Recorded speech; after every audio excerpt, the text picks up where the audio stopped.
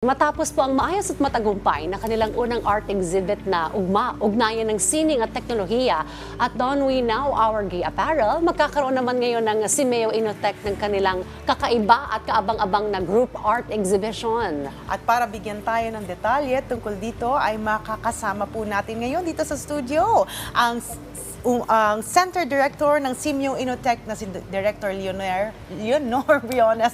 Good morning po and welcome po sa Rise and Shine Pilipinas. Good morning po, Director. Morning po. Good morning, Rise and Shine Pilipinas. Good morning, mga apo. Hi, Ma'am Lily. Welcome po ulit. Welcome back po dito sa Rise and I'm Shine glad to be back. Pilipinas. Happy Alright. We are very happy every time she's here. Yeah. Happy New Year po Of sa inyo, course, ma'am. yes. Alright, bago po natin pag-usapan ito pong bagong exhibition po ninyo, kamusta po ang pagtanggap po ng publiko doon po sa White Room Gallery ng Simeo Inotech, lalo na po sa nauna po ninyong mga art Yeah. exhibits, ma'am. Pangatlo na itong exhibit namin. Palagi namang sell out at saka talagang ang response ng public is very enthusiastic.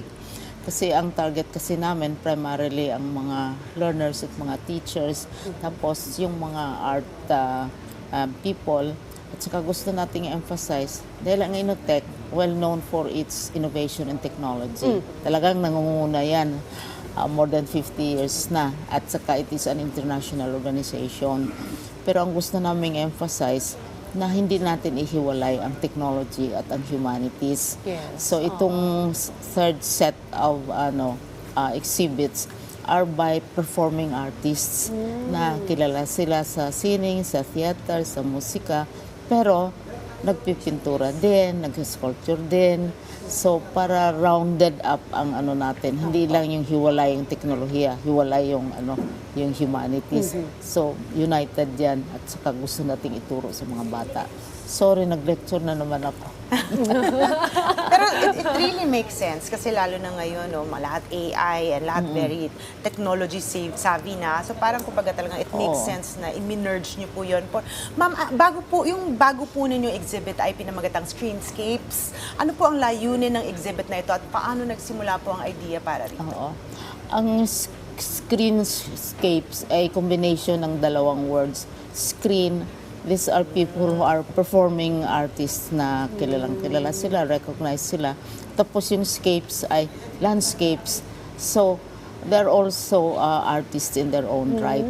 Nagpipintura, nagsisculpture, nagra-write ng poetry, aside from being popular screen personalities. Kaya screenscapes, landscapes produced by screen people who are recognized. Very interesting. Sino-sino po yung mga artists na inaasahan po natin dito? Halimbawa si Dran Rebellesa, of course ang lead namin, drawer is John Lloyd Cruz, sila Epi Quizon, at saka mga beauties din like Maria Isabel Lopez, Elizabeth Oropesa, Evangeline Pascual, at saka ang guest of honor is Ricky Lee, who is multi-awarded scriptwriter. So itong mga taong ito, they are involved in the performing arts, but they also paint, they also do sculpture. So yun ang gusto naming i-emphasize, na maliban sa public performances nila. Marunong naman silang gumawa ng arte. Nakakatuwa and very interesting talaga. Ako personally, I would like to see it. Yeah, of course, you are cordially invited. Kasi sanay tayo na sila ay umaarte, no? Yes. Sa mga pelikula, sa mga programa, pero ngayon yung mga obra nila, yung ating Yeah. makikita. Yung obra nila will speak for themselves. In line with that po, ma'am, ano po ang mahalagang mensahe na nais niyo iparating sa publiko sa pamamagitan po ng exhibit na ito? Ang mensahe na gusto naming ipaabot sa publiko, lalo na sa ating learners, lalo sa ating mga teachers at saka sa publiko, ay hindi natin hiwalayin ang technology at ang humanities. Yung mga techie, they're also human. At saka yung mga humanistic, alam naman nila yung mga techie dyan. Ginagamit din nila yun sa arte nila. Makikita ninyo sa paintings nila, gumagamit ng artificial intelligence, gumagamit ng bagong teknolohiya din sa kanilang arte. So, combination yan, we want to encourage yung whole person yung buong pagkatao natin. Hindi yung hiwalay. Ito, ikaw teki lang ang alam mo. Or ikaw artista lang ang pagkaalam mo. Hindi, whole sila lahat. Yun, So parang ano siya, mensahe. progressive take on art. Yes, yes, Develop yes. na siya. Yes, yes, evolve. yes, yes. Okay, sa January 10 na ang opening po ng Screenscapes Group Art Exhibition. Bukod sa featured artists that you've mentioned po, ano po ba ang dapat abangan sa opening night ninyo, ma'am? Ang dapat abangan, siyempre yung guest of honor, you have Ricky Lee and you have the painters themselves, the artists themselves. Tapos may ambience naman, ang setting ng Simeo Initec is practically, it's like a garden, it's like a campus, maraming bulaklak and so on. And there will be a lot of personalities na interesado sa arte, pero interesado din sa teknolohiya. So mag-abot-abot sila, magkakwento-kwentuhan sila, magkikita-kita sila sa exhibit na ito. So kaiba itong exhibit. Hindi lang yung mga pintor, kundi yung mga teke din, like our staff, our people. We have about 200 people, mostly women, who are into technology. They will also be watching para makikita nila ng balanse ng pagkatao natin. Okay. Ma'am, please invite niyo po yung ating pong mga viewers na supportahan po itong Screenscapes at iba pa pong mga activities ng White Room Gallery. Iniimbita natin ang publiko. Ang focus natin ay ang kabataan at ang mga teachers, pero yung general public invited din dahil ang ating advocacy ay maski techie, nag-appreciate din ng humanistic science activities.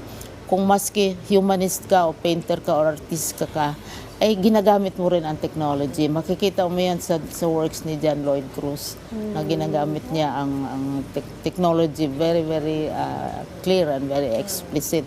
At saka sa mga pintor, yun.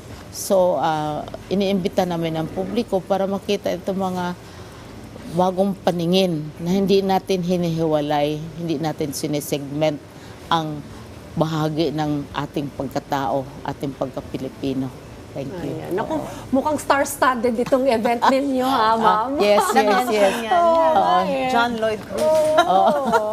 Mukhang exciting ito at supportahan po natin itong aktibidad na ito. Si Epi Quizon will be there, Maricel Soriano, and Roderick Paulate. Yung mga nagsusupport din sa mga artist, performing artists natin, pupunta din sila to give support. Very, very exciting. At congrats in advance na po sa inyo at sa inyong buong team. Kaugnay po ng event na ito. Maraming salamat po sa pagbabahagi po nitong advokasya po ninyo. Former Deputy Secretary, Director Leonor Briones, thank you po at mabuhay po kayo. Yeah, gusto kong mabuhay. Oo naman po. That is meaningful to me, really, at 83. Wow. 83. At nakakatuwa na talagang may mga ganito po kayong advokasya na isinusulong Yes, po, ma'am. ayaw nating isegment ang bahagi ng isang tao. Human tayo, pero teke-teke din. Opo. Thank you po, ma'am. Maraming Thank you. salamat po.